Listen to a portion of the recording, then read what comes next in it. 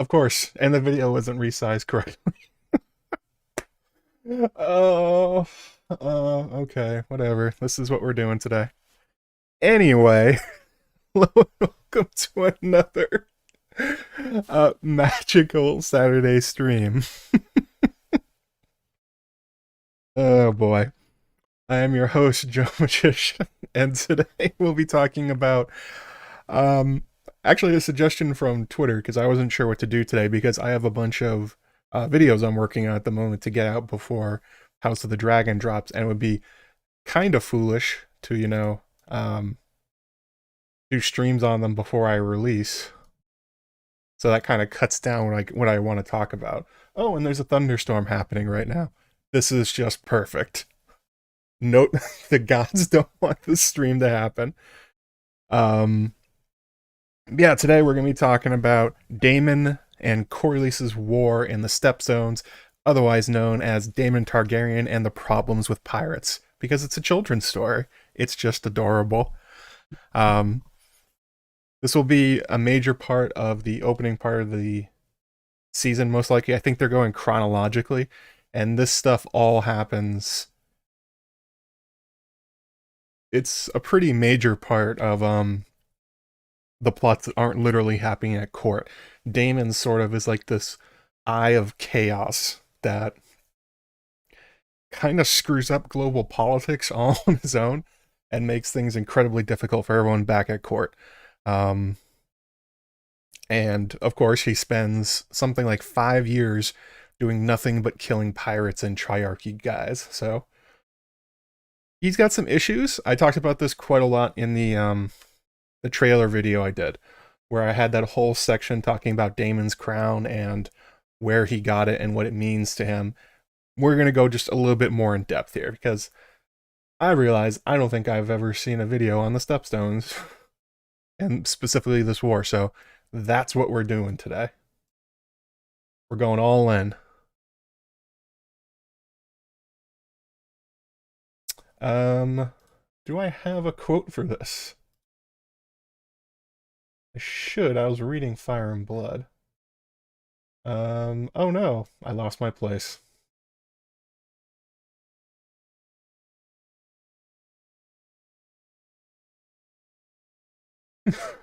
Of course I did. Of course. The quote I was gonna use is basically in Fire and Blood. There's a comment about like why is King Viserys letting Daemon conquer the Stepstones, and why is he giving him gold, and what's going on? Why is Viserys okay with this? And Viserys' response is like, "Oh, it keeps him occupied." Kind of like the sort of thing where you give a kid a new toy just so you can have like 5 minutes to take a nap or something like that.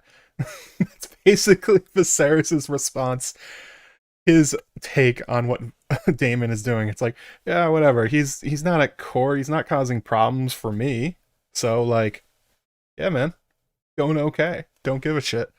And that's sort of it's a weird thing because this is going to be quite a major part of Daemon's storyline in season 1 of House of the Dragon, at least up until like the halfway point, I think.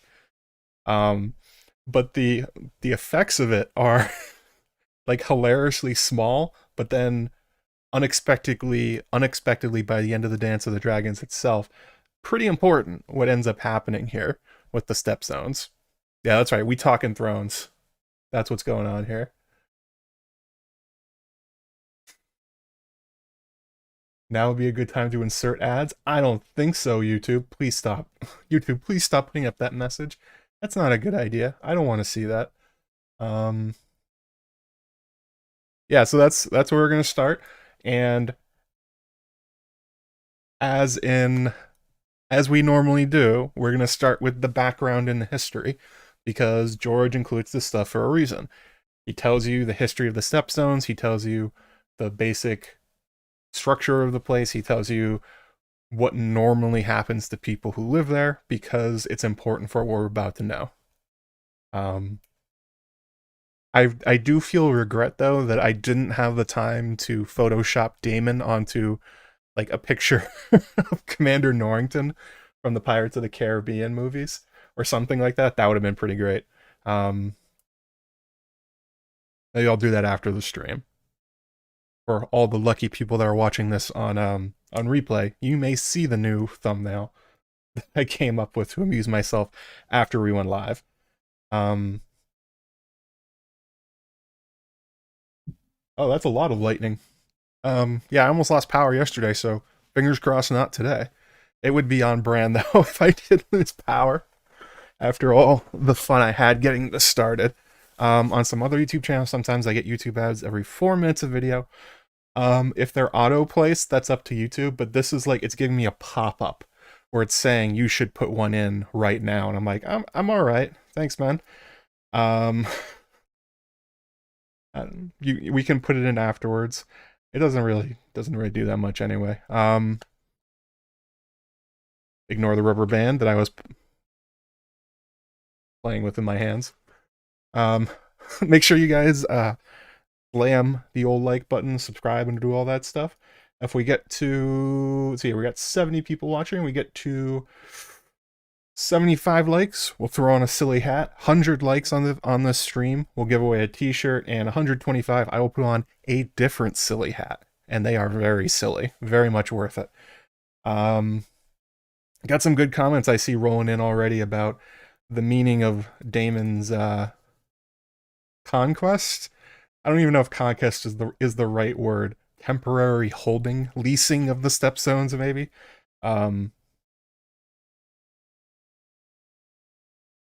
Yeah, I think that's right, Billy B, that there's a lot of unintended consequences that comes out of the Stepstones that Damon, Viserys, and Corlys, none of them see coming, and it ends up being kind of a big deal, even though it doesn't at the time. So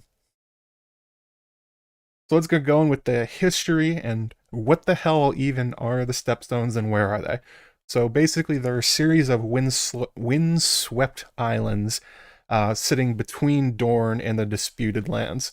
There's something like 7 or 8 of them. We only really know the names of 4, although it's contentious if one of them is actually one of the Stepstones. They are the remnants of the Arm of Dorne, the infamous land bridge, or the legendary land bridge that connected Essos to Westeros that the first men crossed in order to, I guess, colonize Westeros. After the first men crossed it a bunch of times, apparently, the Children of the Forest got pissed, and they did a old hammer of waters on the Arm of Dorne and shattered the land bridge into pieces. One of the 2 times that they have completely shattered land masses in order to stop people from crossing some barrier, which totally didn't work. The first men were already, across.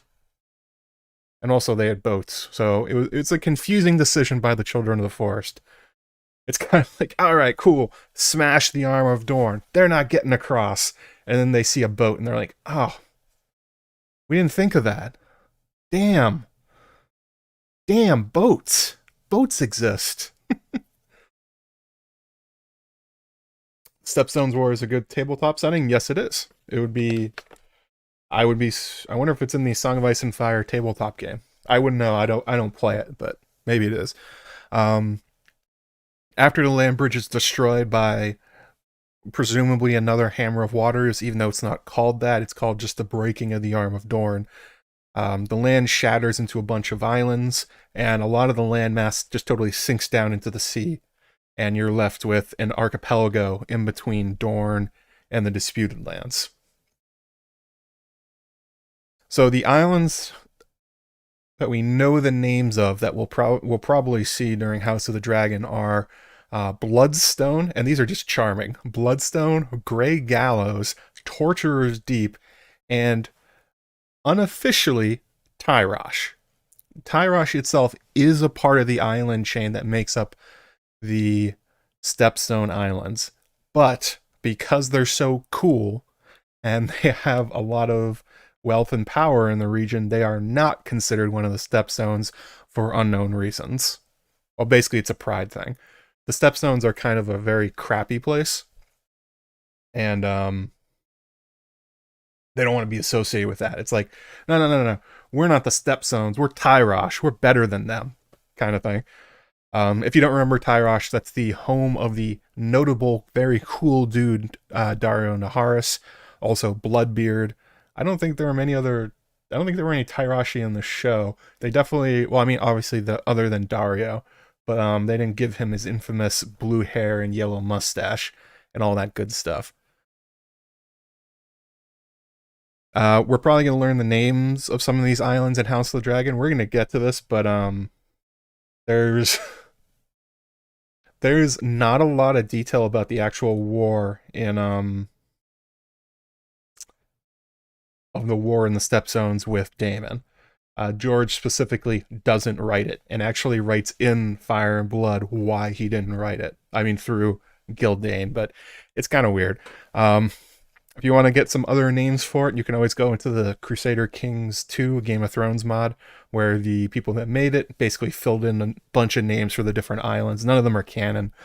Um, it's one of those places in A Song of Ice and Fire where people really love the idea that like it's this whole big complete thing and there's detail everywhere. And it's like, then you look at the Stepstones and people are like, George, what's the name of the other islands? He's like, I don't know. I didn't think of any. Okay. I guess that's how that works. As you can tell, the Stepstones are not super on his mind.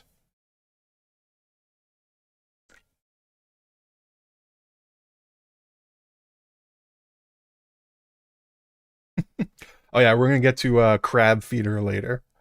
And also Recalio Rindoon. That is a hell of a name. They do have good names out.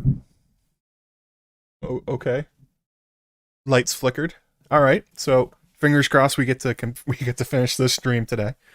Thoughts and prayers in the chat that I don't lose power today.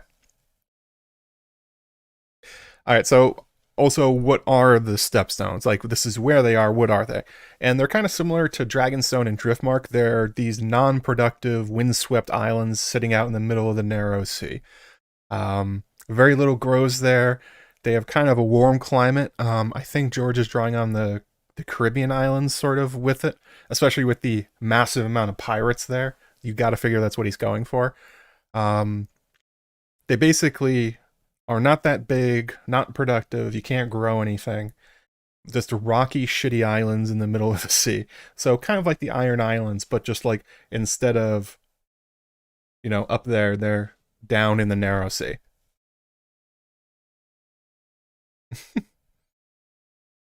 Crab Randoon. Oh yeah, Austin Flowers. This is your suggestion.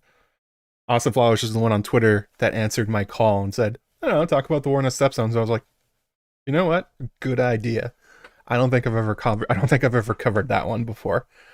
Um, and also the Stepstones themselves are pretty much permanently uninhabited except by random pirates who are currently making port or whatever there. Um, and there's three good reasons for this. One, we already talked about food. Doesn't grow anything.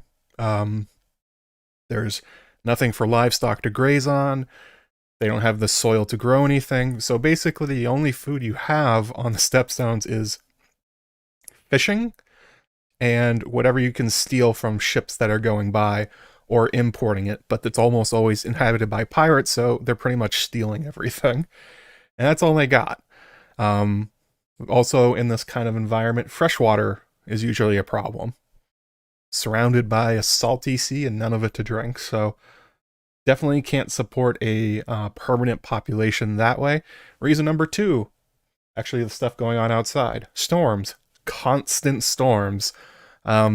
This is right below the stormlands. Every single one of those giant storms and thunderstorms and hurricanes that rolls up the narrow sea goes through the Stepstones first. So it is constantly being battered and hit by hurricane force winds, giant waves, lightning strikes, the whole thing. It sucks. It sucks to live there. It also means that if you're going to try and set up a permanent settlement, you have to invest a lot in sturdy housing, which they don't have. Yeah, Pirates of the Caribbean crossover. It's fairly. I'm pretty sure that's what George is drawing on here. A bunch of islands ruled by pirates, next to Dorne. It just sounds like the Caribbean. Um, This is actually kind of the story of Storm's End, of like how Durrandon had to build like 7 castles or something crazy like that until he built a castle that wouldn't be knocked over. You have the same problem, except you have none of the lands and the resources to draw on because they're crappy little islands that nobody wants. And reason number 3, location, location, location. The Stepstones have been the primary staging grounds for many invasions, the home away from home for ambitious pirates, and then counter invasions from annoyed armies at the free cities who are pissed off at the pirates plundering their stuff too much. So basically, it's far too politically and militarily unstable to actually have any kind of permanent settler. Nobody would move there because the 3 outcomes for living on the Stepstones is you may be starved to death, you are maybe plundered by pirates, or you're maybe taken as a slave and sent back to the free cities. So this sucks. It sucks to be there. The only people there are those that are there temporarily, mostly just passing through, or again, pirate lords who are sitting there in their ships waiting for things to plunder. And that's about it. It kind of ends up being almost like the Thunderdome of the Narrow Sea. Dorne, Northern Westeros, Lys, Tyrosh, Myr, when they're not fighting over the disputed lands, they're fighting over the Stepstones, or they're using the Stepstones as their battleground for fighting also over the disputed lands. There's a lot of proxy wars that are fought over those islands, and one of the sneaky things about it is that the reason pirate lords end up being able to stay in the Stepstones themselves is that one of the major powers will basically sponsor them, kind of like privateers, in order to raid the ships. Okay. I got storms going on here too. To raid the ships of their competitors, which is basically what happened in the pirate times in the Caribbean anyway. There'd be a whole lot of pirates who were sponsored by England, and some sponsored by Spain, and some sponsored by, I think, Portugal or the Dutch and France, and they would ignore their own ships from the country that gave them their sponsorship and then attack everyone else. And that would be kind of their game. These pirates are the Greyjoy rivals. They don't usually come into contact with the Greyjoys except recently, but they definitely would. The Greyjoys and the Ironborn are very similar to the kind of people that live on the Stepstones. They reave, they do not sow. Oh, $20 from Morally. Just a show of love and support. Thank you so much, Maura. Appreciate the super chat. Also, $5 from Danny McKay. I forgot about this one. Thanks, Danny. Right back. Oh, peace sign right back at you. $5 on PayPal. Appreciate it, you guys. You built a kingdom from nothing? Is this a quote from something? It sounds like it's a quote from something. Well, they're not centralized, but they're also not independent. Like I'm saying, pretty much all the time it's being ruled by one of the major powers in the Narrow Sea. It's just who's doing it at the time. The Ironborn are their own thing. They don't listen to the people on the mainland except when they have to. The Stepstones are instead. It's just a large proxy war, essentially. It's an ongoing proxy war for trade in the Narrow Sea. But, you know, why does anyone care? Why is there a proxy war going on between all these different factions across the Narrow Sea? Who gives a shit about these islands? Well, the reason they care is trade. Lots and lots and lots and lots of trade. The trade routes that go into the Narrow Sea all have to go through the Stepstones, and these are the most valuable ones in the entirety of Western Essos. Major ports north of the Stepstones, you have King's Landing, Duskendale, White Harbor, Bravos, Myr, Lys, Tyrosh, Pentos. Any ship that wants to go from anywhere else in Essos, or from the Summer Isles, or even further east into Karth or from the Jade Sea, they have to go through this. So it's a natural place to set up, kind of like the Jade Straits, I think they're called. There's also some straits outside Karth, where basically all the trade goes through there, and there's 2 cities on either side, and they become wealthy by taxing all the trade that comes through. And that's what's going on here.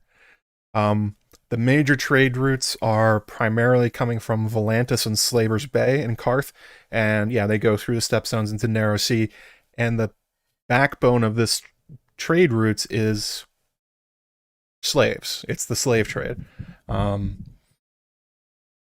Whoever the Dothraki basically show up and sell a bunch of slaves to, that city buys them and they send them to the other place. So if they sell a bunch of slaves to like Lys or Mir or something like that, then they'll send the extra ones to Slaver's Bay and vice versa, that whole thing. There's obviously other stuff being traded here. Braavos and Pentos, well, are non-slave cities, as is most of Westeros. Although Pentos is a kind of a slave city.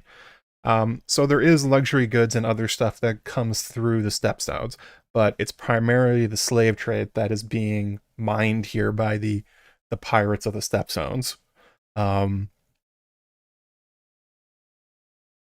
Tyros is mostly known for producing kind of like soldiers. I think that's what they're mostly about. Lys produces what is affectionately known in Fire and Blood as bed slaves. Awful. And you get from, apparently Mir itself is kind of like the administrative center of the slave trade. Stepstones reminds me of the Falkland Islands and how British and Argentina fought for them. Yeah, kinda. Oh no, you missed the start. Don't worry, you didn't miss anything. You missed me sucking at technology, because that's what we do here. We suck at technology. So let's see here. Where was I? Right, so controlling the Stepstones and using pirates to do it allows you to effectively control the flow of trade. You get to let your ships go through without being hassled. You get to screw over your competitors. You get to encourage traders to go to one port versus another. So it's actually a key part of the economy and politics of the Narrow Sea. And that's not excluding Westeros. The kings of Westeros worry about this too. And Dorne. Remember, at this time, Dorne's not a part of the Seven Kingdoms. They care as well. Although, just as often as you get one faction or pirate lord in charge of the Stepstones, they lose it to another one because they're pirates. And then it becomes chaotic, and then everyone's getting attacked. And the general flow of what happens in the Stepstones is somebody gets really greedy, and they go far and above what they've been doing. They start attacking every ship. They start taking everything from them instead of a toll or a tax. They start taking slaves. And then that pisses off the rest of the powers on the Narrow Sea. They show up, they wipe them off the planet, they install their own guys, who then eventually do the same thing, and it's just kind of an endless cycle of shitheads in the Stepstones. That's kind of how it goes. Nobody really wants to take control of it because nobody wants to live there. So it's a never-ending proxy wars to control the trade going through the Stepstones. Huzzah. And again, the extremely lucrative nature of these trade routes and the relative inability to defend or colonize these islands makes them permanently unstable. It's the sort of thing where it's like anybody can look at the Stepstones and say, I can conquer that. And they do. It happens all the time. What they forget is, how am I going to defend it? And the answer is they don't. They get wiped out as soon as they take it. The other main use of the Stepstones I talked about is invasion forces. So there's very often anyone trying to go from Westeros to Essos or Essos to Westeros uses the Stepstones basically to stage their invasion. Because they're going to have to be going by ship anyway. It's convenient to stop at these islands, but to do it, you have to fight your way through a bunch of pirates, basically. And also the pirates themselves are very often hired as sell sails or sell swords. So when they're not busy plundering ships and taking taxes and tolls, they find themselves being hired to go fight basically in the disputed lands or to go fight for Pentos, etc., etc.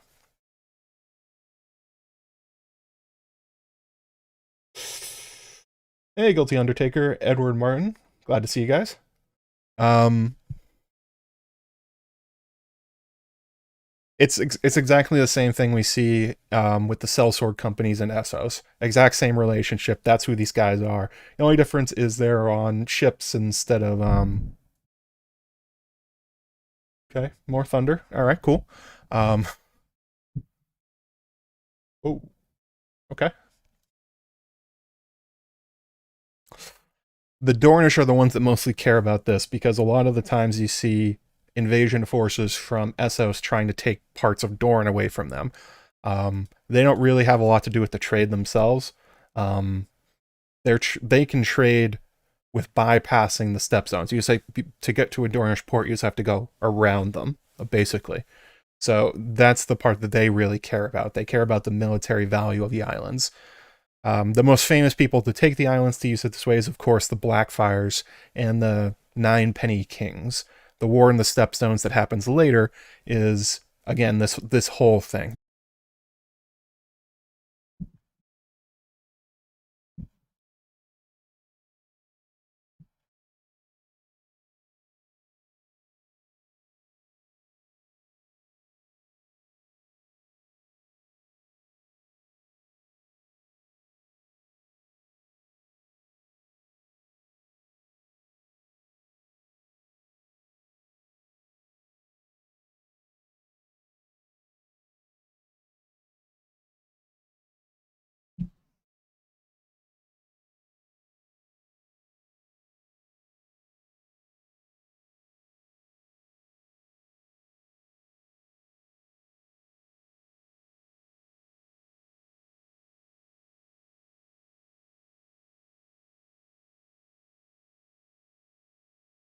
Um,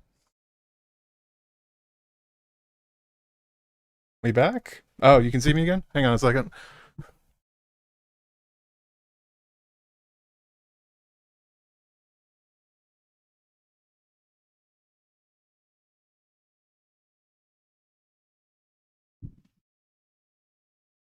Um, yeah, so yeah, Fear the Wrath of the Storm King.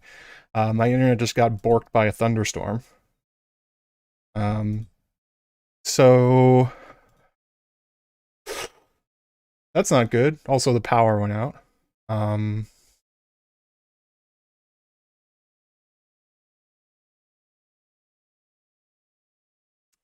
so that was uncool. Weirdly, I'm gonna restart the YouTube thing. I'm fighting the storm god and I'm losing. um,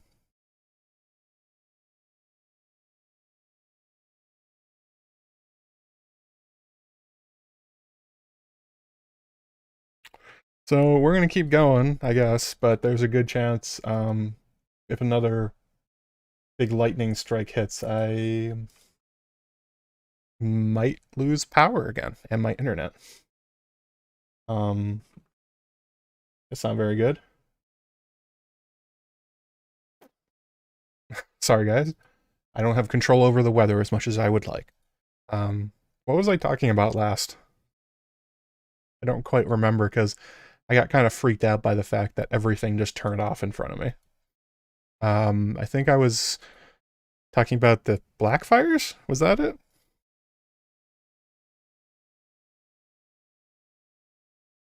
I think that's it. Um, Speaking of the Stormlands, I guess. The basic idea, though, is that it sort of serves as a the Stepstones end up serving as kind of like a first boss if you want to invade Westeros or Essos. Oh, the Blackwoods. I was talking about the Blackwoods. So anyway, Red Rob Rivers. What a tongue twister of a name that is. Um,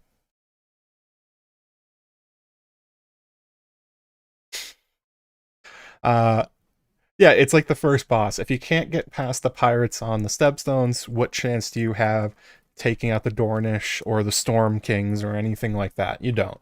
So it actually ends up sort of dissuading a lot of would-be conquerors from making it to Westeros, um, which is something, I guess. So with the history and lore of the Stepstones, let's talk about like the more recent thing that we care about. So this is the conflict between Daemon and Viserys. I talked about this in the teaser video. I also talked about it in the video about whose fault is the Dance of the Dragons. So it basically starts with Daemon and Viserys. That Daemon is very, very, very, very unhappy with Viserys. This is going to be probably the first like 3 to 4 episodes of the show. To summarize what happened here, Daemon is married to Rhea Royce by Jaehaerys and Alysanne. She's the heir to Runestone, which is actually a pretty good get for Daemon, and seems likely that she's going to inherit one of the major houses in the kingdoms. The major problem is that Daemon and Rhea don't like each other.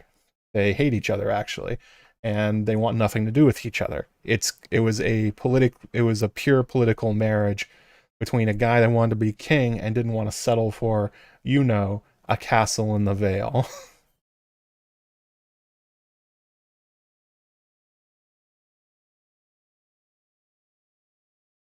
Yeah, he wants to be king. Yeah, he doesn't want to be the second most powerful lord in the Vale of Arryn. That's a big step down for him.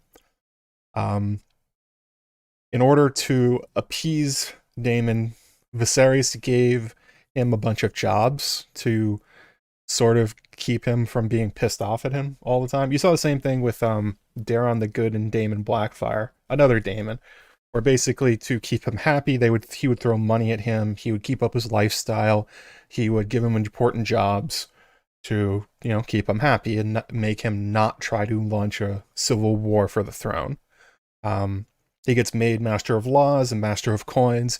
Neither of those last very long. He then gets a command of the City Watch, which is seen as at the time as like a very terrible job. Hang on, I need to mute my phone. um,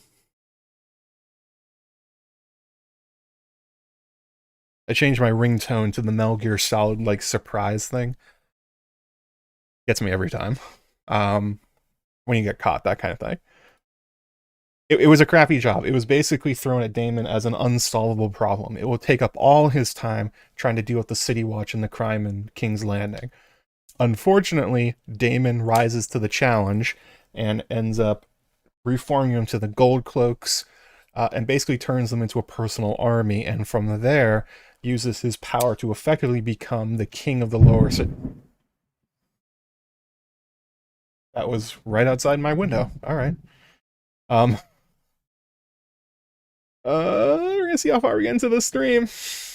Already lost it once. Did you guys actually hear that in the audio? Did you hear that lightning bolt? Holy shit. That was not far away. Um, press 1 in the chat if you heard that lightning strike. That was loud.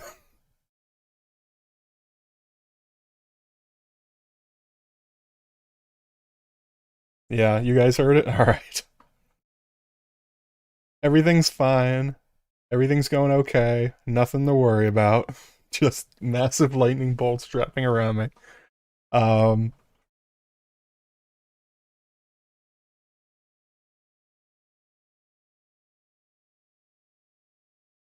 good. Good. Glad that one got caught by the microphone. Oh boy.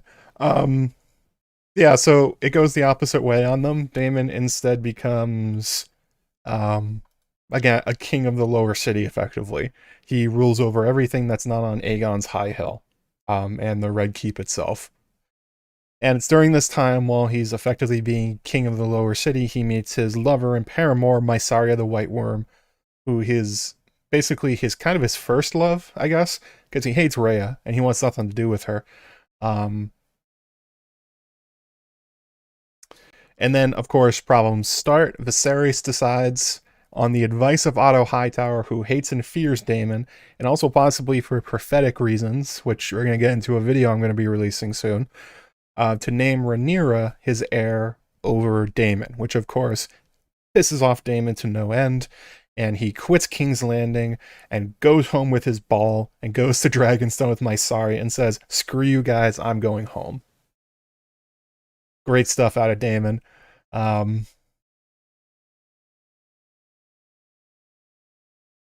He's not officially the Prince of Dragonstone, but there's basically no one living there at this point. So Viserys is kind of like, well, whatever. I mean, as long as he's not causing problems, I guess.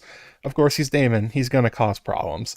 And his problem is with Mysaria. He gets her pregnant, and Daemon decides what he's going to do is go into the Dragon Mont and get a dragon egg to put into the crib of his child, which is, a thing Targaryens are known for. But apparently it's only a thing you can do for non-bastards, because Viserys and Otto Hightower freak out and say, absolutely not, you have to return the egg and also get the hell out of Dragonstone and also send Mysaria back to Lys. We saw that in the teaser and the trailer and the other teaser and the extended trailer. It's the scene with them on the causeway where Daemon is wielding Dark Sister and he's holding an egg with Mysaria behind him. It's a whole big conflict. It doesn't go well. Daemon eventually backs down, though. Guilty Undercare asks, has Mysaria been cast for Hot Tea? Yes, she has. Although the actress hasn't... She's noted as one of the major, actors when you look at the House of the Dragon website, but she hasn't really shown up in any of the marketing. I haven't seen her at, the premiere or anything. Doesn't look like... I forgot her name. Doesn't look like she's doing interviews. It's a little strange. I mean, maybe they just added her to the list to make it a round number. Not really sure. But she's going to be a major player in the House of the Dragon for at least 2 seasons. So, not quite sure what's going on there. But yeah, so Daemon backs down and he gives back the dragon egg. He gives up Dragonstone, and then also he sends Mysaria back to Lys, bearing his child. Of course, for Daemon, I mean, this sucks, but it's not as big of a problem as you think, because obviously he still has Caraxes. He can just fly there if he wants to. He's also not going to be living at Dragonstone anymore, so I guess he could just go live in Lys if he wanted to. Oh, thank you for Vlarian Knights for saying who's the actress. Yeah, I didn't memorize that name. That's my bad. Also, Sweet Melissa, thank you for putting that one in there. But downside, while Mysaria is on a boat on her way back, a massive storm hits, kind of like this one, and there's tremendous problems with the boat, and Mysaria ends up having a miscarriage and loses the child. Daemon is at a whole new level pissed. He was here, then he was here, now he's here. He is gonna blow his top. He's lost his home, he's lost his lover, he's lost his child, he's lost his inheritance. Yeah, Daemon's pissed off. He is really pissed off. And not only that, Viserys then tells him, by the way, you have to go back to your wife, Rhea Royce. She's the Lady of Runestone now. You can't ignore her. Go back and be her husband. You can imagine how well that went over with Daemon. He obeyed for 6 months and then completely said, fuck this, I'm out. They can't stand each other. He leaves very quickly after showing up, and he goes back to King's Landing. And again, you can see what's going on here with Daemon. He's really, really, really mad at Otto and Viserys, and he's been pushed around a lot, and he needs something. He needs to do something. He doesn't have the allies that overthrow Viserys, which maybe he wants to at this point. He's extremely disappointed in him. So what can he do? He's got a dragon. He could go kill people, I guess. Where's he going to kill people? The Stepstones. The place where everybody goes to kill people because nobody gives a shit about the pirates. You can attack them at will because nobody's going to claim them. And that's kind of what ends up happening. Well, we'll get to that in a second. Do you think Hot D will shy away from showing explicit violence like blood and cheese and the tragic fate of Rhaenyra and Mysaria? That's a good question, Jonas. They've said they're not going to be showing as much. They're not going to be showing explicit sexual violence in the show. I haven't heard anything about regular violence, but we have seen from the teasers and the trailers that, you see Crab Feeder, who we're going to talk about in a little bit, he is doing his thing that gets him the name. You see Daemon killing a bunch of people, particularly on the Stepstones. I don't know. It would be something if they actually showed explicit, like, blood and cheese. You do see the gold cloaks, but he doesn't, like, you just sort of see them punching people. Like, if we're talking about, like, over the top violence, like torture or like beheadings and stuff like that, I'm not really sure. I would expect so, because they can. It's HBO, they can get away with it if they want to. I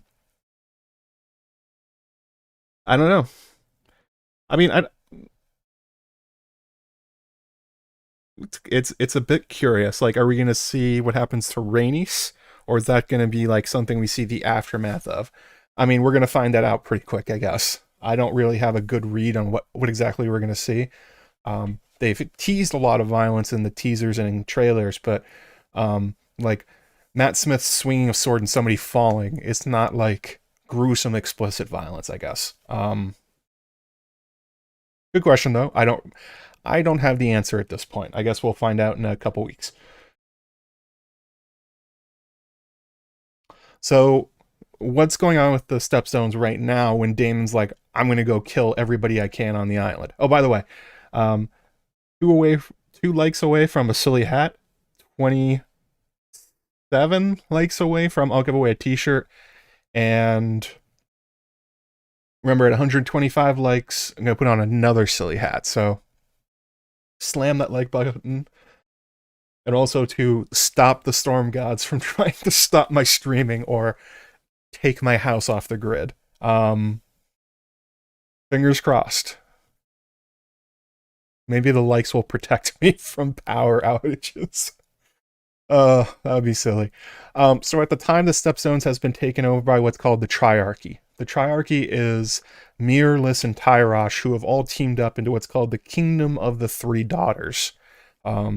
It's not really a kingdom, they just call it that. It's ruled over by 33 magisters, and it's basically in response to Volantis. Volantis had tried to take a bunch of land out of the disputed lands, and the Triarchy had teamed up to throw the elbow straight at Volantis. Which totally worked. They won. The Triarchy beat the crap out of... Oh, silly hat time. Here we go. There we go. Got my Gurm hat going. He has a much nicer turtle than I do, though. Yeah, they won against Volantis. They knocked them back. And in the afterglow of their victory, the Triarchy says, like, well, if we beat Volantis, why don't we just take the Stepstones? And they do. Prince Admiral Kragas Drahar, otherwise known as Kragas Crab Feeder, takes the Stepstones and names the three daughters as basically his personal domain. He rules it effectively as Prince Admiral or King of the Stepstones. I don't know if he actually styles himself as King of the Stepstones, but he's effectively, that's what he's got going on. And the reason for this is obvious. Not only have the Triarchy recently kicked the crap out of Volantis, one of their primary competitors, they can now take over the trade going in and out of the Narrow Sea. Perfect. They can make the slave trade go to their cities in particular. They can control where luxury goods are going. They can extract... Oh, lights just flickered. They can extract taxes and tolls from anyone they want. It's a big move, and it's one that happens when you're looking at somebody like the Triarchy, who are very high on their afterglow of their big victory over big bad Volantis. And actually, at first, everyone's kind of happy with that. They're like, well, we're not super happy the Triarchy has the Stepstones, but they're better than the pirates. The pirates were awful. The terrible shitheads. They did awful things to our ships and were totally inconsistent. They were like able to, at least they were able to rely on what the crab feeder and his men were going to do, because they were much more disciplined. It wasn't going to be random, I guess. Also, he has his weird nickname, Kragas. I don't know how to pronounce it on the show. He has the weird nickname Crab Feeder. We saw it in the trailer and the teaser. It's that scene where there's a whole bunch of guys tied to a bunch of stakes on a beach. And there's a guy going around with an axe, like slinging their throats or something like that. That's why he gets called Crab Feeder. He's famous for taking hundreds of pirates and he puts them on the beach, ties them to stakes, and lets the tide slowly come in and drown all of them. And he effectively feeds the crabs with their bodies. It's a pretty horrifying thing to do. It's like Vlad the Impaler level of fucked up things to do. It's why he gets the nickname. He is definitively not a good guy. The crab feeder is going to be a villain, and that's how he's portrayed in the teaser and the trailer. He's got that weird, like, masks thing going on. He almost looks like a demon. It almost looks like there's something, like, melted on his face. He's going to be the primary antagonist in the Stepstones for Daemon. He does live his nicknames, that's true. Do crabs eat carrion? They do eat bodies. Crabs eat everything. That's sort of their thing. And as falls in the traditions of Kings of the Stepstones, or effective Kings of the Stepstones, after taking full control of the islands from the pirates, Crab Feeder gets greedy, and he and his admirals start doing a lot more than just taxing ships. They raise the toll significantly and arbitrarily, particularly to Westerosi ports. We're going to get to this in a second. And they also begin openly pirating ships and plucking people off of them to be sold back as slaves in the Triarchy cities. In particular, they were stealing any women, girls, or young boys as long as they were attractive enough, apparently, to be sent back to the pleasure houses and lists to be trained as bed slaves.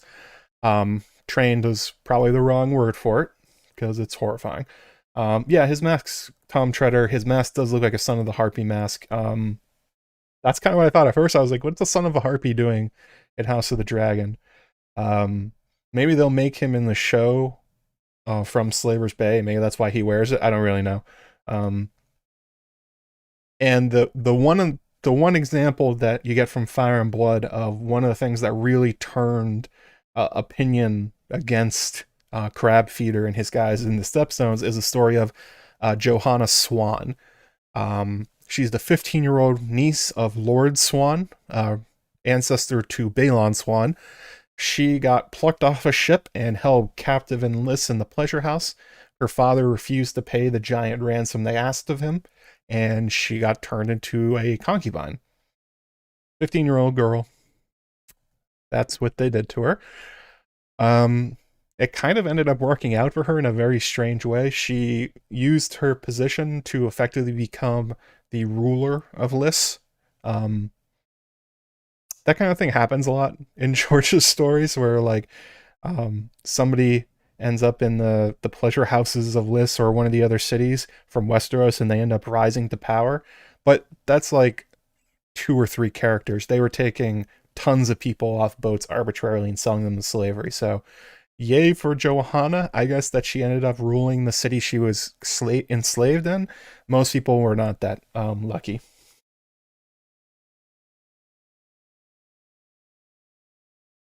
But they were just taking anybody. They didn't care. And in particular, these rising tolls and kidnappings were aimed by the Triarchy and their pirates at one particular man. Not Viserys, not Daemon, Corlys Velaryon. They were doing this to hurt Corlys Velaryon. So I did a whole stream about Corlys a while back with a Bookshelf Stud. After this is over, I'll put links in the description and everything. one of the main things that we talked about that's important for Corlys' story is that during his voyages, he became extremely materially wealthy, but he didn't actually have a lot of power. You know, he brought back a lot of gold, brought back a lot of luxury items and spices and things he could sell to become wealthy. So, he had a lot of stuff. But what he didn't have, well, he didn't want to sit on it like a greedy dragon, like Smog or something like that. Because, that's not how you build a legacy. One bad heir or one theft, and all of a sudden Corlys has nothing. What Corlys wanted to do was he wanted to invest his massive wealth into House Velaryon and take them out of the shadow of the Targaryen family. The basic story between the Vlarians and the Targaryens is that since the Targaryens became kings, the Vlarians were more like favored servants than anything. Um,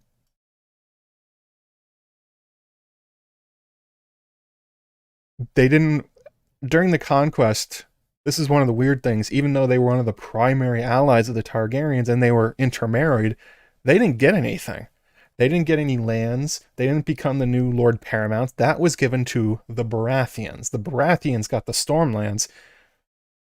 The Valarians got nothing. They did sort of get the permanent position of Master of Ships, and that's cool. That's important. But it's not, independent power and influence. The Baratheons got vassals. They got lands. They got armies. They got incomes.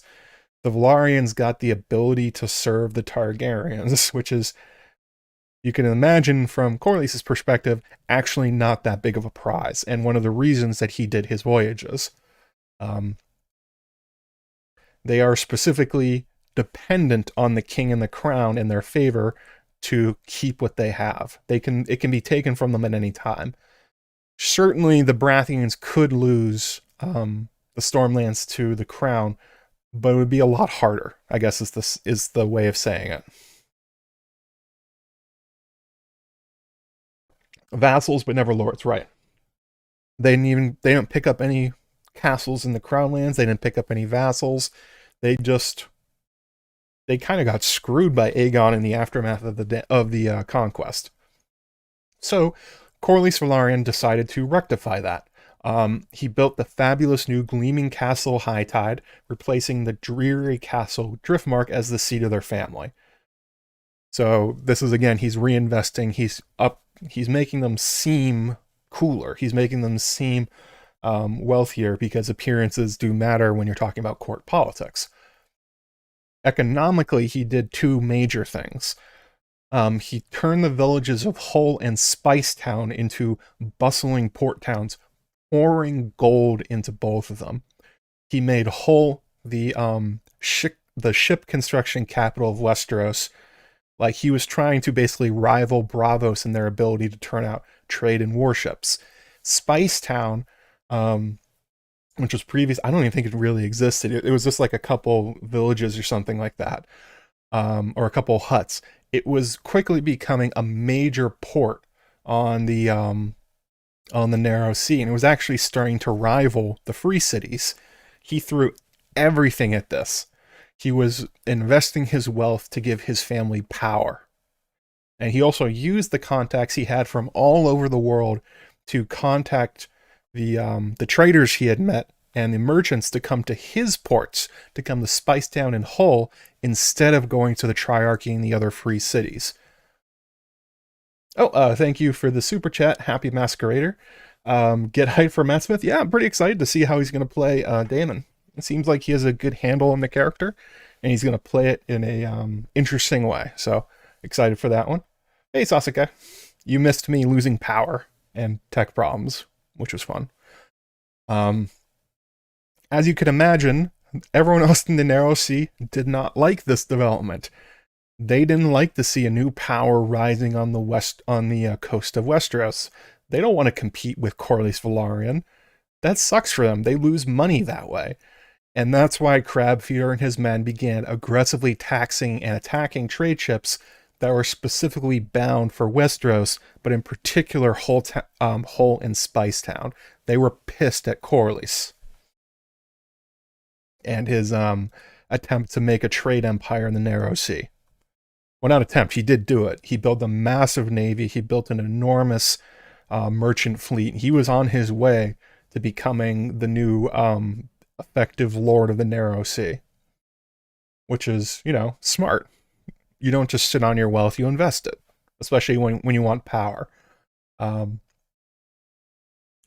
the actions of Crabfeeder and the rest of the Triarchy on the Stepstones is again a big problem for the crown, because Corlys doesn't take the fact that he's being taxed lightly, and he's one of Viserys' most powerful lords and his keys to power, and it's also hurting his other lords and his own income because trade is slowing down coming into King's Landing. Also, this is strengthening the Triarchy, who are making a play for the Narrow Sea in total. Like, they just beat Volantis. They can take on the Iron Throne. Screw them. Secretly as well, during this time, the Triarchy is being ignored by Dorne and what they're doing on the Stepstones, when previously they would normally fight the pirates. Remember that Dorne is independent during this time, and they are not a fan of the Targaryens and how Aegon and his sisters burn their castles over and over again. They don't want to be they don't want to be under the rule of the Targaryens, no matter how many times they're told they're in the Seven Kingdoms. So the Dornish are not unhappy the Triarchy is messing with Westeros. So this creates a problem for King Viserys. Corlys, unhappy. King's Landing, unhappy. He's personally unhappy. He's losing income. And he doesn't really have a good solution for how he's going to clear out the Stepstones without risking open war against the Triarchy, which he doesn't want to do. I suppose different kings would have just burned Tyrosh to the ground or something like that, but that's not what Viserys wants to do. He doesn't want to risk open war. Maybe he thinks it would destabilize his throne, or if he tries, Rhaenys or Daemon may make a play for his throne or something like that. Totally possible. I would be scared of that too. In a way, you can almost see it as Corlys and Rhaenys trying to bait Viserys into fighting the war so that maybe they can use it to try and take it for themselves, or find a convenient way for the king to die in battle or something like that.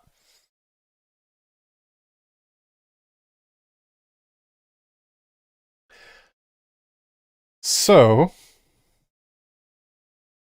we have the seahorse and the dragon go to war. Daemon returns to the court after not being able to stand the Vale and Rhea Royce. Daemon meets with Corlys. They talk about their problems and realize they can do something about it. They can forge an alliance. Corlys will take his navies and he will invade the Stepstones to restore the trade routes and get his merchant ships going again. Daemon will get whoever he can get to follow him, and he's going to land on the islands of Caraxes and clean them out. Kill the Triarchy, kill the pirates, get them out of there. Corlys will get his trade routes back. Daemon will crown himself king of the Stepstones, and he'll be independent from Viserys. This is all working out pretty good. This works out great for them. It's going to help them both. And notably, Daemon, though, doesn't have an army. He has a bunch of gold cloaks, but it's different to ask a bunch of assholes to go beat up people in King's Landing. It's another to ask them to get onto a bunch of boats and fight a war in the Stepstones over a bunch of rocks. So he doesn't really have much of an army. He puts out a call, and he gets a bunch of second sons, a bunch of knights, some mercenaries, basically whoever who's hot for war, and strikes out to invade the Stepstones. It's kind of his own sellsword company at this point. But this is kind of reminiscent of Aegon the Conqueror's conquest of Westeros. He didn't have that many troops at the beginning. He mostly just had dragons, and that's what Daemon thought. He's like, well, I don't have a lot of guys. I got Caraxes, I got Corlys, so we can do this. Fun fact of the war in the Stepstones, it doesn't seem like Rhaenys and Meleys took part in the war at all. We're gonna get to Rhea Royce's accident in a bit, Guilty Undertaker. Yeah, it seems like I think there's a very good reading on what's going to happen here in the show, and what we see in Fire and Blood is that Daemon was kind of used as a pawn here by Corlys and Rhaenys. I mean, like, why doesn't she take part? She's a great warrior. Maelys is a big dragon. They could presumably do it faster. And the reason is obvious. It's dangerous. These aren't just like peasants in King's Landing Daemon's going up against. A lot of these are veterans from the Volantene War. A lot of them will be have been sacking ships and killing people for years now, and you're fighting them effectively on their home turf. You're doing it without enough troops. You're going to be going up against the Triarchy directly, and yeah, it's a dangerous thing to do. Kind of someone only sort of desperate and crazy would stage a land invasion of the Stepstones, which is why Daemon does it and not Rhaenys. Um, it's also the other reason to think that they probably manipulated Daemon here is that they're actually getting the good prize.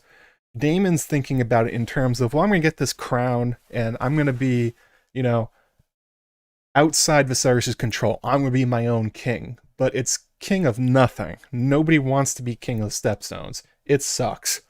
Whereas Corlys and Rhaenys, they get their wealth back. They get their trade routes back. They get the source of their power and influence in Westeros back online and potentially grow it. So Daemon's kind of being used here. He's sort of getting the booby prize. Um,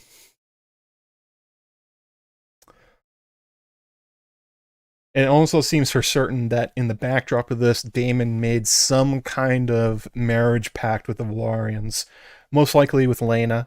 Um, Corlys and Rhaenys had been trying to get Viserys to marry Laena, and he had turned them down. But clearly, Daemon is a potential heir to the Iron Throne, and in a conflict between Rhaenyra and Daemon, it's quite clear Corlys and Rhaenys have thrown behind Daemon, if it ends up coming to that. And the speed at which Daemon later marries Laena makes it quite clear, much like how Viserys got the Iron Throne, probably by promising a marriage pact with Otto Hightower. Same thing here.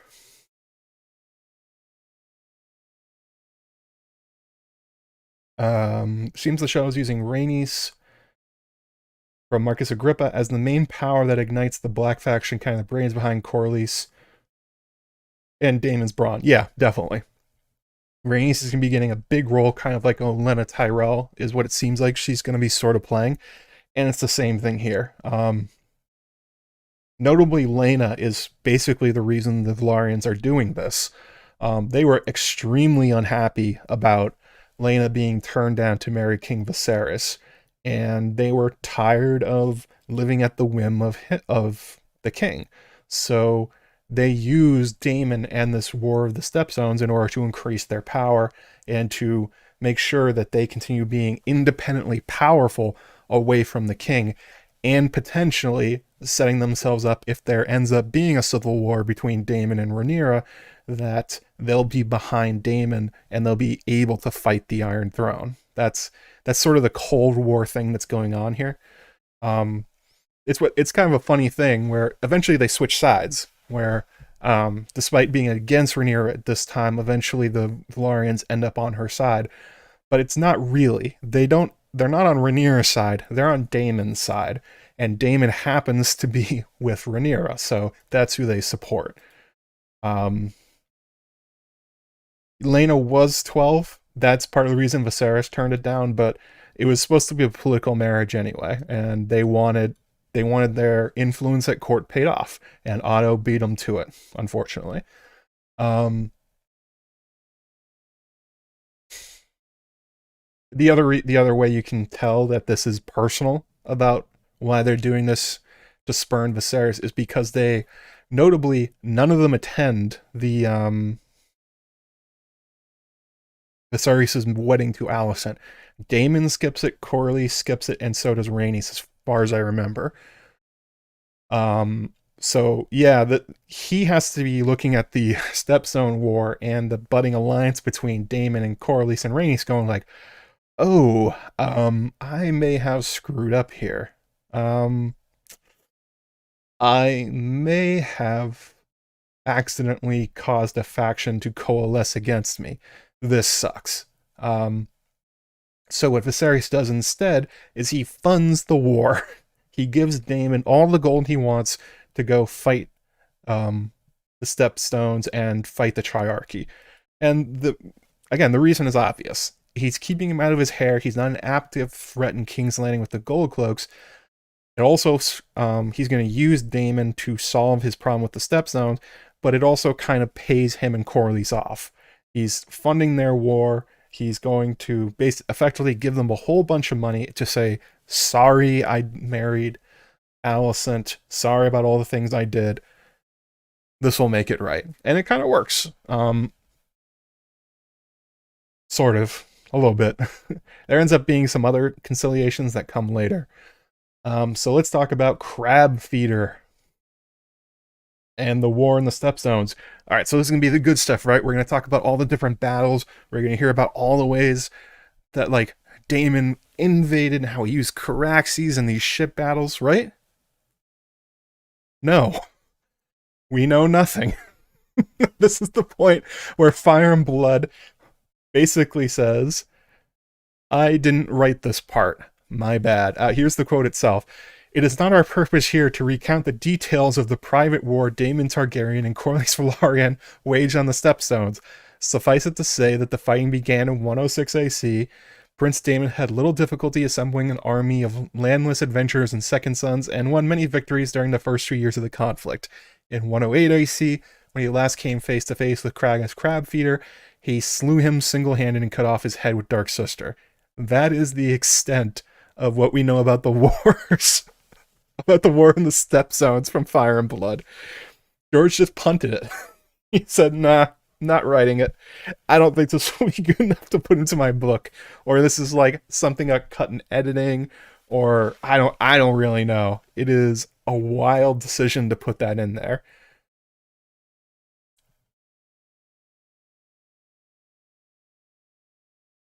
That's it. That's what we got. And it's the entire record of the war. One paragraph.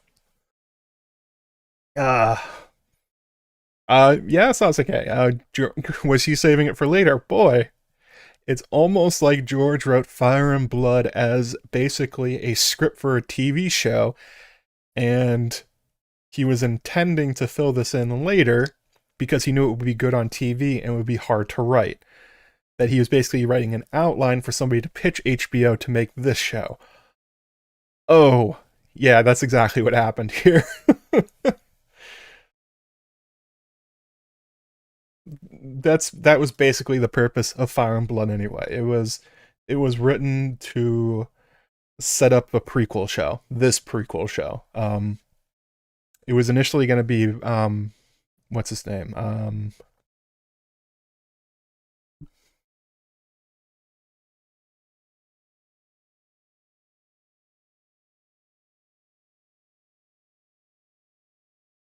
It was initially going to be Brian Cogman, and then that fell through, so it became Ryan Condal instead. That's what Fire and Blood is for. It was to make House of the Dragon. So that's what happened here. He just didn't write it because he knew it eventually would be a TV show, and they would do it a lot better, which they will. Um, you think that's what he was doing back then? Absolutely. Absolutely, that's what he was doing. That's what it was written for. Because it came out of nowhere. Um, he wrote The Rogue Prince and The Princess and the Queen a while ago, but he filled in the rest of it, particularly the dance around it, and did a lot of changes to it, and released the whole book, clearly setting up House of the Dragon. Like, there's no way that wasn't what he was doing. Um, from the show, it looks like we're gonna get a pretty good look at this war. Crab Feeder makes several appearances in the trailer. Again, he looks pretty demonic. He almost looks like he has like a horn or something like that. We see images of Daemon probably on Caraxes burning Triarchy soldiers alive. He's cutting them down with Dark Sister.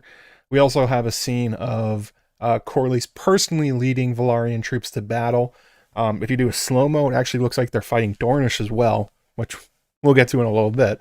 So yeah, this section of Fire and Blood is going to go from a paragraph to probably several episodes worth, and very much expanded with what they're going to do. Thought it was a bone he was throwing his publisher, says C-Bob. Nope. If he wanted to throw him a bone, he would have finished Fire and Blood. That's what they want. I mean, they would finish The Winds of Winter, not Fire and Blood. Nobody even asked him for Fire and Blood. He just handed it over and said, here, publish it. They're like, all right, I guess that's something.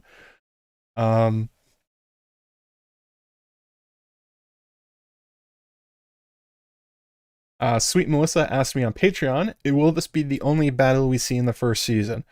And the answer is yes, probably most likely, unless they're adding something. They're probably going to end the season probably around Lucerys dying.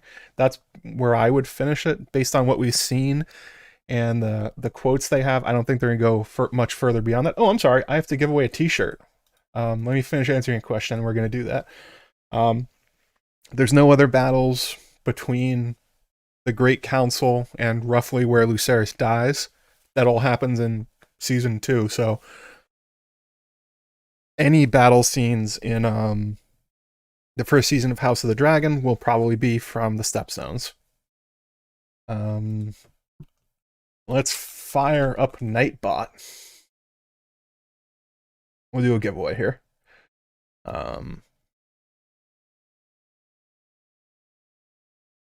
Alright, so if you want to win yourself a t-shirt from my Threadless shop at joemagician.threadless.com, you can go check it out quickly if you want to. I think links are in the description. Type the word crab feeder in the chat. Type crab feeder to win. There we go. Also, keep slamming the like button. At 125, I'm going to put on a different silly hat. We only have about a half hour to go. Exactly as I put it in chat. Crab feeder, one word.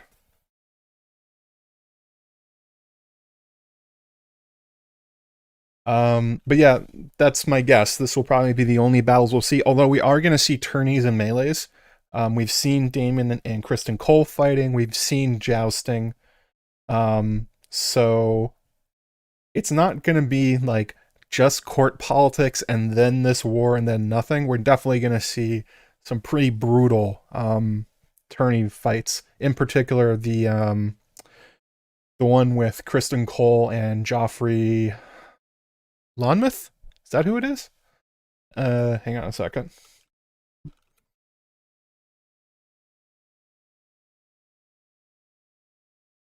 Yes, Joffrey Lonmouth, when he gets absolutely punked out by Criston Cole. So there's going to be other like armed violence and sword fights and stuff like that, but this will be the only battle, I think. Crab feeder makes a nice piece of merch. Yeah, maybe. Yep. Crab feeder in the chat if you want yourself a free t-shirt. Roll it at 3:30, so 3 minutes from now. Okay, so well, we don't really know what happens in the fights, in the war itself, in the battles, just that it goes well for Daemon at first. He grabs an army of guys. It's mostly Caraxes.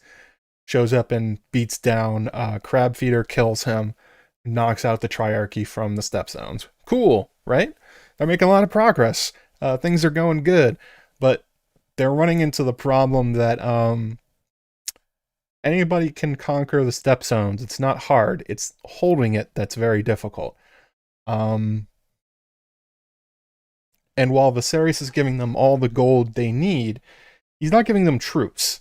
And the Triarchy is unhappy, to say the least, that they have lost control of the Stepstones. So they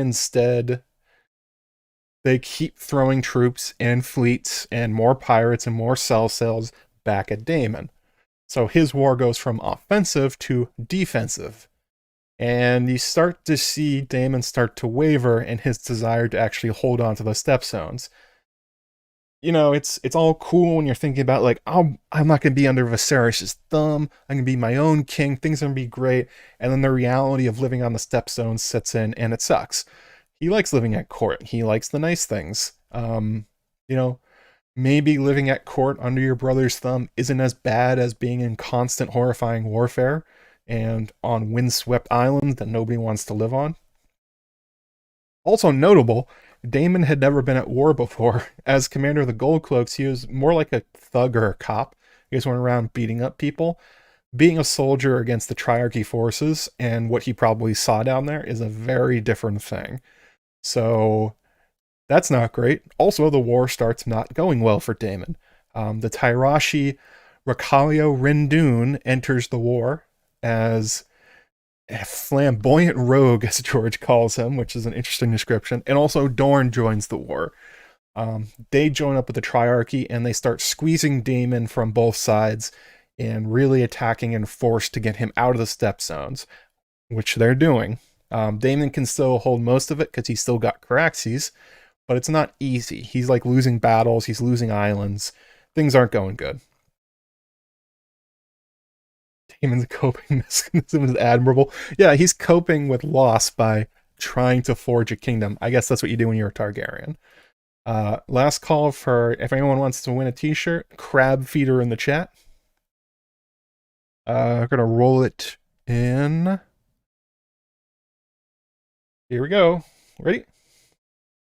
I think I just beat the delay.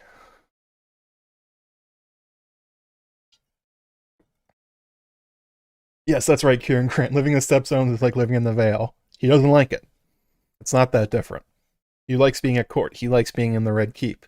He doesn't like being in the middle of nowhere. All right, here we go.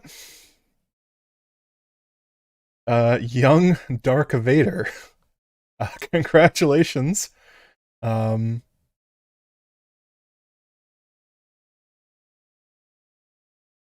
So if what you need to do is send me a DM on Twitter, at the Joe Magician, or you can send an email to AskJoeMagician@gmail.com, and I will send you a code that you can use at my Threadless shop, $20 off, which I think there's a sale going on, so you should be able to get a t-shirt and like a sticker or something, or basically whatever you want. You just get $20 off. Way to go, buddy. Thanks for watching. So, yeah, this is very similar to Dany after taking Meereen, where she finds that conquering is way easier and cooler than holding and ruling, and Daemon's having the same problems. Unsurprisingly, that is a running problem in the Song of Ice and Fire. There's a reason the Dothraki just conquer everything and don't try and rule it, because that's way easier to do. So in 111 AC, 5 years after heading down to the Stepstones, Daemon unexpectedly arrives back at court during the Great Tourney in King's Landing for Viserys' 5th anniversary of his marriage to Alicent Hightower. And this is the exact tourney where the infamous green and black dresses names the factions. In case you weren't aware, that is why they are named what they... That's why they're called the Greens and the Blacks. At this tourney, Rhaenyra wore black, Alicent wore green, and that became the names of the factions of a terrible, terrible war. Yeah, that's right, Guilty Undertaker. Robert would agree with that assessment as well. Ruling sucks. Conquering's fun, apparently.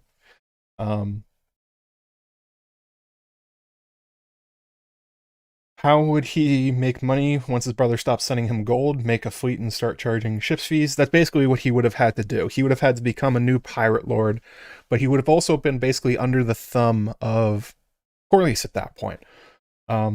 That's when I was talking about how the crown is a hollow prize. Like, it's the relationship that many of the pirate lords found themselves in the Stepstones, where they weren't really in command, because the people owning the ports back on the mainland were actually in control. They're the ones sending them gold, they're the ones sending them food and water, and it's not very fun.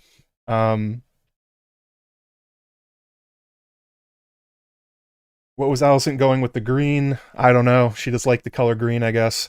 I don't think the Hightower colors aren't even green. I don't even know where it came from. I guess she was just wearing a green dress. Um, it is quite confusing. Rhaenyra wearing black is definitely not out of character. She's wearing black for the Targaryen. She wears a lot of red and black in the imagery we see. Um, so Daemon shows up at the tourney, lands on Caraxes, and formally gives up his crown to Viserys, submitting again to be a part of the Seven Kingdoms.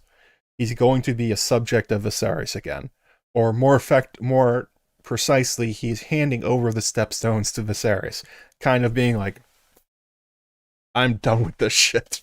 This sucks."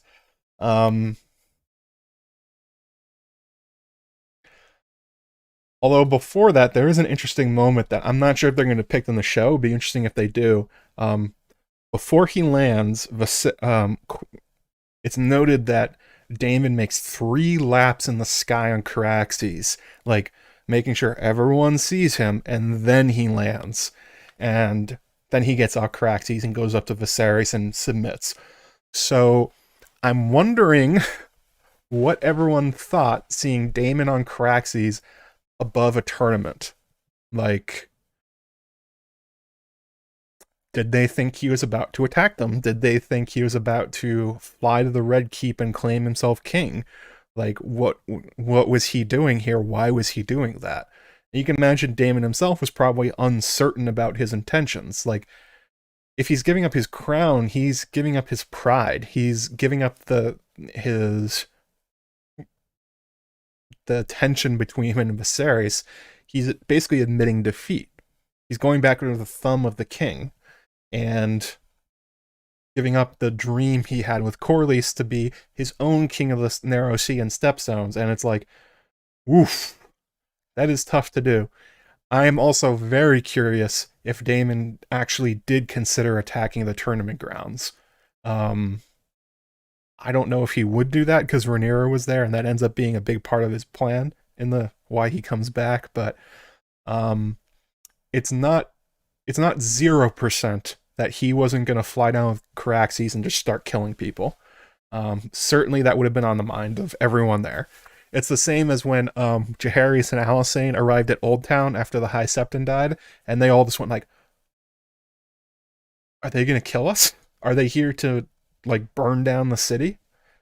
And it turns out no, but it definitely was an implication. So Daemon shows back up. He rejoins the court. He gets a job on the small council again. I don't even know which job he gets. It doesn't really matter. Riverlanders would have been shitting bricks. Yeah, I am sure everyone was extremely concerned to see Caraxes in the sky. Unexpectedly, too. Nobody knew he was coming. He just showed up out of nowhere.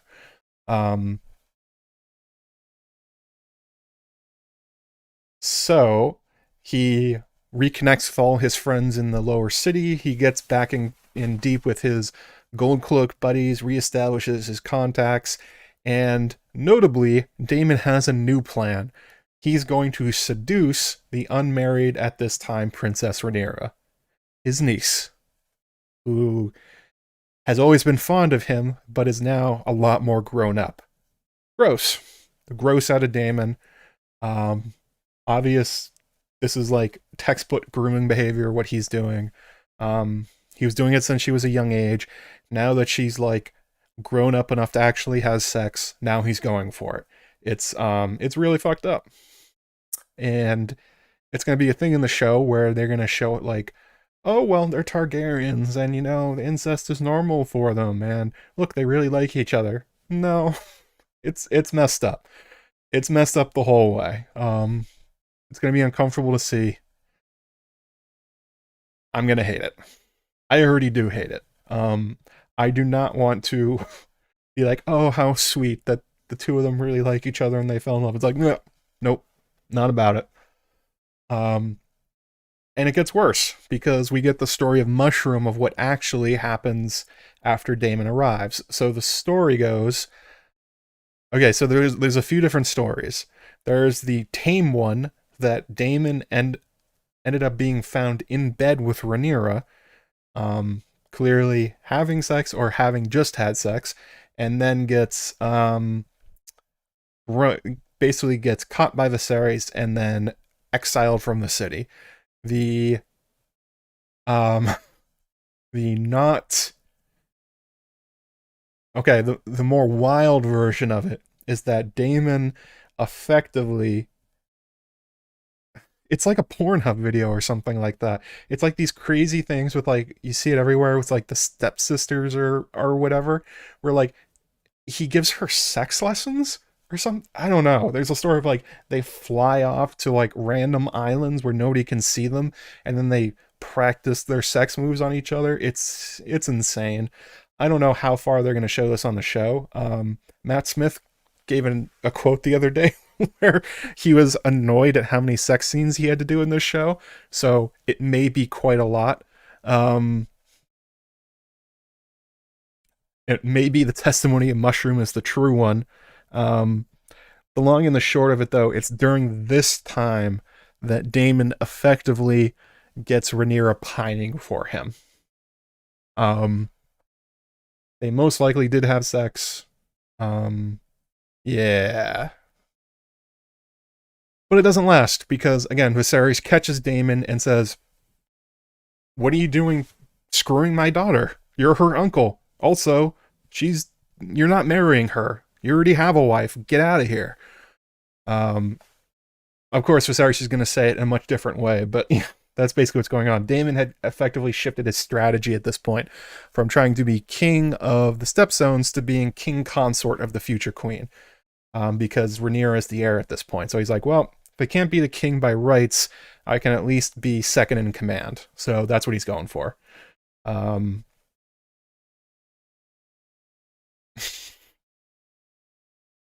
Again, it doesn't work out. He gets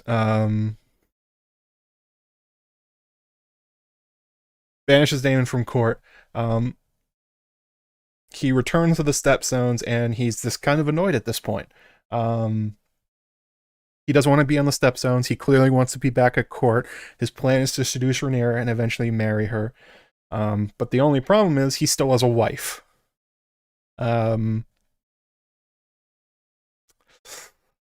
Yeah, about that whole thing about having a wife thing.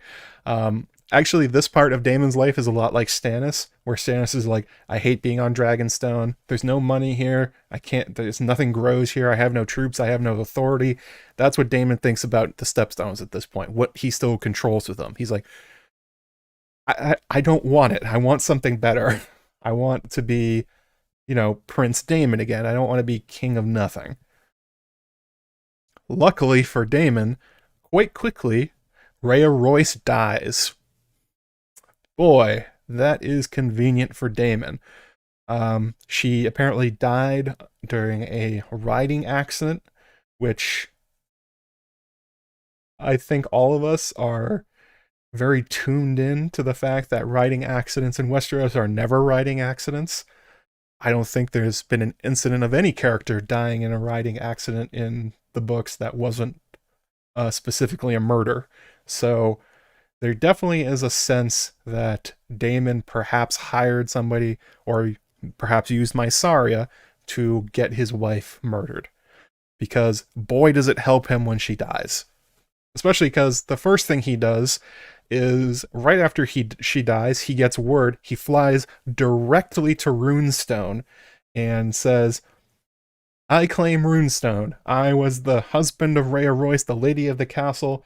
Therefore, it's mine. Oh, Luther Tyrell. Is that the only one? Yeah, so Lena was in league with that cliff. Absolutely. She paid off the cliff to kill Luthor. It could be an accident. It could just be super convenient, but considering the fact that he has his own Mistress of Whispers and that he's well acquainted with, people from the underbelly of society who will kill people for money, it would be really surprising if the super convenient death wasn't ordered by Daemon. I guess we'll find out in the show. I would suspect that, though, that Daemon did it. Or that he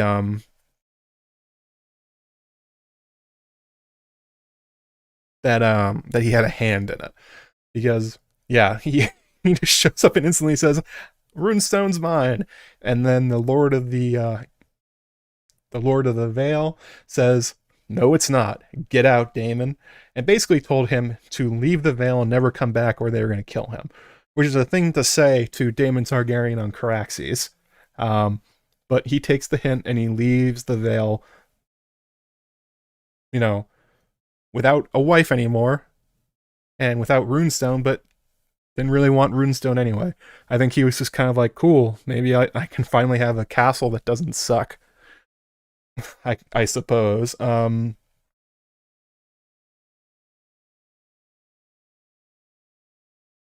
The main reason that it's super convenient is that the fact that Daemon was married this whole time was actually a pretty big problem for him. Um, if he were single, he definitely could have used himself to forge some alliances. Like, who knows, maybe he could have found, um, like, the daughter of a prince of Pentos, or the daughter of the Sea Lord of Bravos, or like the daughter of the Triarch, one of the Triarchs of Atlantis, and use that to get himself more allies to defeat the Triarchy and secure his position. It would have been really cool for him to be able to do that, and he couldn't because he was married to Rhea Royce. So it is very, very, very, very, very convenient. Um, After oh wait, where am I? It is surprising that Daemon backs down again. This is one of those funny things about Daemon as a character, where he's always angry. He seems like he's always on the verge of killing people. He's like a violent guy, and then like Viserys tells him to do a bunch of stuff, and he does it. The Arryns, who have no dragons, tell him to leave the Vale and never come back, and he does it. You think this is one of those things that makes me wonder about Otto Hightower's like insistence that Daemon's gonna murder their entire family. It's like, did he ever do that before? I don't think so. He killed a bunch of pirates in the Stepstones, but he hasn't Harrenhaled anybody. He hasn't used Caraxes to kill his enemies. Like, he's mostly played by the rules of Westeros. So I don't know. I mean, he's a rogue prince, but he's not Maegor the Cruel, or at least he hasn't shown it yet. So Otto Hightower is wrong again. That's my take. I do find it funny though that Daemon hates living on the Stepstones because it's basically what it would have been like for him living on Dragonstone, where it's like it's the same situation. It is ironic that Daemon hates the Stepstones because that's what his family effectively ruled for like hundreds of years with nothing else. Daemon would have been unhappy there. Um, yeah, it's a good point, Greyways Tim. Why would he do it now if he could have done it earlier when it was more beneficial? And the answer could be Laena Velaryon, and that's what we're going to talk about now. Laena is no longer 12 years old; she's now 17 years old.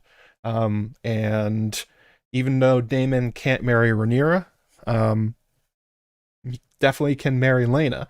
Although there is a problem there. She's betrothed. She is betrothed to the son of a former Sea Lord of Bravos, who has squandered his money, squandered his power, and showed up at high tide trying to enforce the marriage to Laena. Corlys made it years ago when the Sea Lord was, alive and powerful, trying to get an ally against the Triarchy. He died, and now that kid sucks. But Laena is still betrothed to him, and Corlys and Rhaenys don't want to break the marriage because it will look bad, I guess. That's kind of the explanation you get in Fire and Blood. That they want to kick the kid out, that they want him to they want to remarry Laena to somebody else. Actually, during this time, they wanted to remarry her to Viserys. So clearly, the whole Bravos thing was they wanted to get rid of this kid, but they couldn't. Daemon hated the Vale, so why would he want Runestone so much? I don't think he wanted Runestone. I think he wanted out of his marriage, either for Rhaenyra or Laena Velaryon. So after he leaves Runestone, he leaves the Vale. He doesn't go back to King's Landing. He goes to High Tide, and he meets with the Vlarians. He talks with Corlys. they basically agree to give up the whole Stepstones invasion plan at this point because it's not working out for them. Or it's not working out for Daemon anymore. It's clearly been working out for Corlys, who's been having 5 years of trade coming back. So what ends up happening is the story in Fire and Blood is actually kind of funny. It's like something out of like a Hallmark movie where Damon is walking across the hall and he looks over and he sees Lena, and she looks over and she sees him, and like sparks fly and they're like, "Oh my god, I never noticed you before, my true love, Lena and Damon." When it's probably more likely that Damon flew to High Tide specifically because he had a deal previously with Corlys, with their alliance, in order to invade the Stepstones, and he was there to enforce that pact. He was there to marry Lena. He It wasn't like he suddenly discovered Lena Velaryon existed. I am sure he knew she existed for years. Um, it's And especially because Daemon basically then does the Vlarians a favor. He sticks around in High Tide and he spends like weeks pissing off this the son of the Sea Lord of Bravos, the former Sea Lord. Eventually gets the kid to duel him. Daemon kills his ass with Dark Sister, and then instantly marries Lena Velaryon. It solves all their problems instantly. It's so convenient that nothing works out for Daemon otherwise. This is like a series of events that work out perfectly for him to go from Rhea dies, he leaves the Stepstones, he gets his marriage to Lena, and he gets his position back at court. It's like everything Daemon wants at this point. I'm looking handsome today. Thank you. Um, yeah, I don't think it's going to be quite as romantic as it sounds in Fire and Blood. Actually, the way it's portrayed in Fire and Blood is fairly romantic. It's almost like a romance novel, what happens between Lena and Daemon, which is weird because as far as Daemon is concerned, he only wants Rhaenyra. So it'd be weird if like he's pining after Rhaenyra for years and sleeps with her and does this gross like sex training thing, and then just goes like, you know what? I actually really, really love Lena Velaryon. Also not Mysaria. Yeah, it's a super convenient. It is extremely convenient. Um, so yeah, he marries Lena Velaryon, and they go off on a world tour with their dragons. And he, at this point, has abandoned the Stepstones. The conquest via Corlys and Daemon over. They give up the islands. The Triarchy admirals and pirates immediately swarm the islands, kill Daemon, whoever's still there from Daemon's army, and reestablish the old thing again. I think something like 5 pirate lords take over the Stepstones in 5 years, which is pretty normal. Status quo restores with Daemon not in charge. It's actually, this is one of those things where the world tour of Daemon and Lena, they get on Vhagar and Caraxes and just fly around Western Essos seeing stuff. It's portrayed as sort of like this romantic honeymoon. Whereas if you look at where he goes, it actually tells potentially a different story.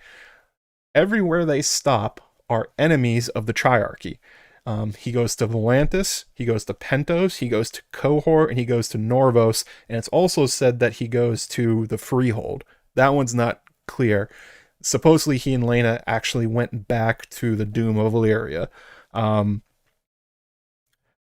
It's again, it's portrayed as like, oh, this whirlwind honeymoon, they're seeing everything, but it's also kind of suspicious that, yeah, he goes to places where if you were looking for allies against the Triarchy and potentially the Iron Throne, that's where I would go, to those cities too. Those are the most likely of the free cities to have a problem with the Triarchy at this point. But nothing ends up happening of it. No allies are made. Daemon never goes back to the Stepstones. They do live outside Pentos, I think, while Lena's pregnant until she gives birth. I forget if I think it's Pentos. Is it Norvos? I think it's Pentos. And that's kind of the end of the war in the Stepstones. So that should cover, like, I don't know, episodes 2, 3, 4, 5 or something like that. I don't know. I don't know how much they're expanding it. But this will be over before they switch from actresses, before they switch to the older versions of Rhaenyra and Rhaenyra and Alicent. The aftermath, though, is something we've been talking about a bit, and it doesn't end here. So it ends here for Daemon in terms of his ambitions of being king of the Stepstones and the Narrow Sea, but basically the power vacuum that he and Corlys leave behind ends up being a major problem during the Civil War for the Black faction. Like, for instance, the Triarchy and Dorne have not forgotten that Daemon spent something like 7 years killing their sons, killing their soldiers, burning everything they threw at them, and pretending he's the king of the Narrow Sea. They're not happy about that. They're also not happy that Corlys made such a blatant power grab to control the Narrow Sea in Daemon's name. in Daemon's name. They're also not happy that Viserys helped them.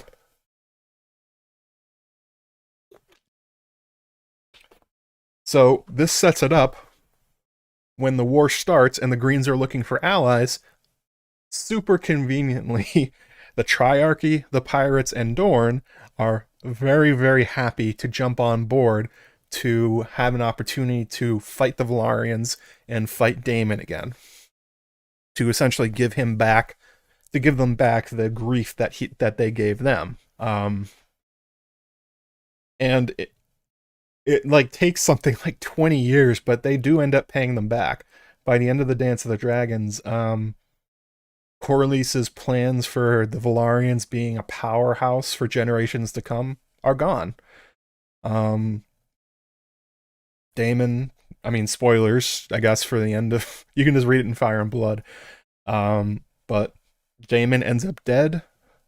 Corlys as well. I mean, everyone ends up dead, but they end up dead by the end of the Dance of the Dragons. The Vlarians have their fleets destroyed. Spice Town and Hull get sacked. High Tide gets burned and never rebuilt. And it's all because basically that they took this crazy power grab at the Stepstones. Otherwise, the Triarchy probably would have stayed out of the war. Maybe they would have gotten some cell sales. Maybe they would have gotten a few sellsword companies. Maybe one of the Triarchy cities on their side. But otherwise, they probably were totally going to stay out.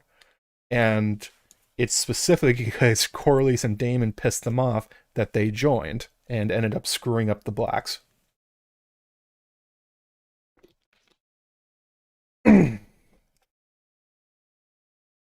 It's one of those things where Daemon's recklessness eventually does catch up to him. His recklessness with how he threw aside the Royces, how he threw aside the Vale, how he attacked these islands for years at a time, really ends up biting him in the butt as time goes on. Viserys too. It's one of those things that you don't really hear about in the Dance of the Dragons, where it's like, what are the major things that caused it? What really swung the war one way or another? And you think about like, oh, it was the dragon battle, or it was Rook's Rest, or it was Tumbleton, but it's actually one of the primary factors that made the Blacks effectually lose. Well, they both kind of lost in the end, but what made their faction fall apart, and particularly the Valarians and their power at sea, is this. The war in the Stepstones is why they ended up losing it, losing their power. So it'll be interesting to see how they portray it in the show. I imagine it'll be kind of the same thing where Daemon and Corlys will walk away from it at some point and just being like, all right, well, we couldn't do it, but no harm done, whatever. And then give it a couple of seasons, and all of a sudden the Triarchy is going to show up again and absolutely kick the shit out of the Blacks at sea. And they're going to make Daemon and Corlys pay for what they do here. So, yeah, good suggestion by Austin Flowers. This was a fun thing to kind of look at. It also reveals quite a lot about Daemon as a character. Just how quickly it really forces him to focus on what he actually wants. Where and what he's willing to live with and what he's willing to live without. It turns out Daemon is, even though he's very angry at Viserys and he doesn't want to live under his brother's rule anymore, he wants to be his own guy.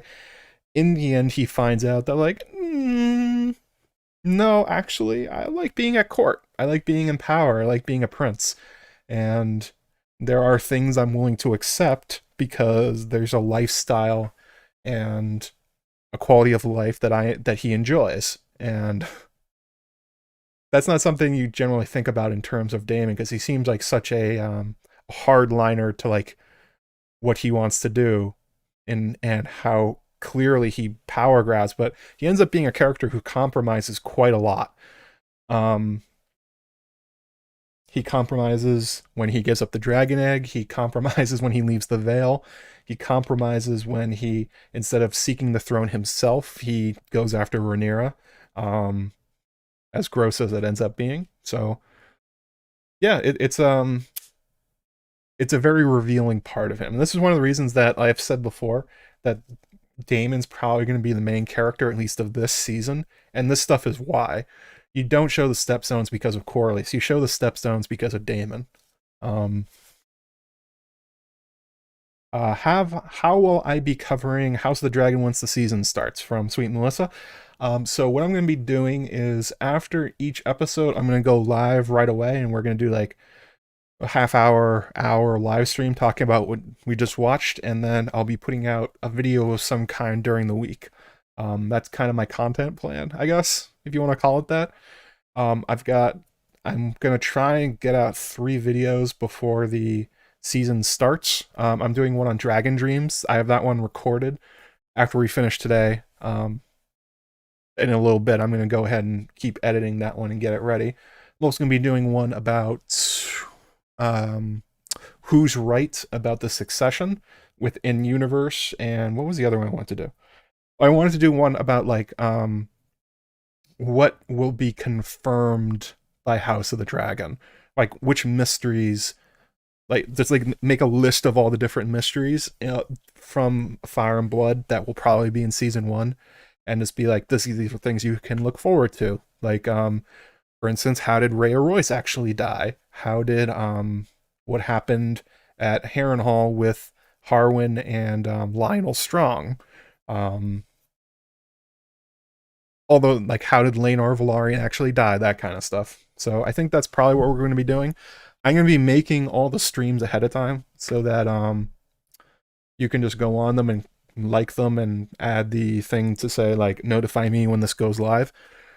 So that'll be my plan for the season. So I think it's gonna be 10 episodes, so yeah, gonna be doing a lot of stuff. Poor Quentin's gonna be coming on for at least one of the live streams. I actually have to message him and figure it out when.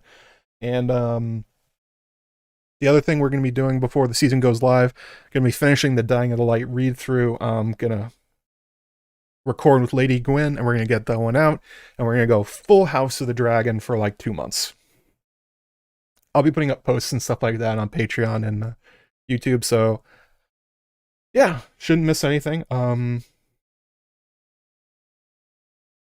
I guess if you're watching this back on YouTube or after the stream ends, post in the comments, did Daemon kill Rhea Royce? Or was it a happy accident? What's your perspective on it? That's going to be one of those things where it's going to be, it's definitely uncertain, and it's not alluded to in Fire and Blood that Daemon had anything to do with it, but it's so convenient that it seems like he would. So yeah, throw it in the comments of the video afterwards, and I'm going to go ahead and continue editing the audio on the Dragon Dreams video, and yeah, I'll see you all. I don't know if I'm gonna do a stream next week, because we're pretty close to the. Maybe if something comes up, I don't know. Maybe I'll do something to answer questions about the Dragon Dreams video, because it's like it's out there, I guess, at this point. I hope everyone doesn't plan on going live after the show. That's a lot of streams going on at once. I mean, the same thing happened during season 8, so there's going to be tons more people watching everything. So it, it's one of those things where it's like, it sucks if you're trying to figure out who you want to watch, but the audience goes through the roof, so nobody's going to be missing anything. You can always watch on replay too if you want to. So, yeah, I'm going to get going. Hope you guys all have a happy Saturday. Looks like my thunderstorms have passed. There's now clear blue skies out, which was kind of weird. And I will see you all next time.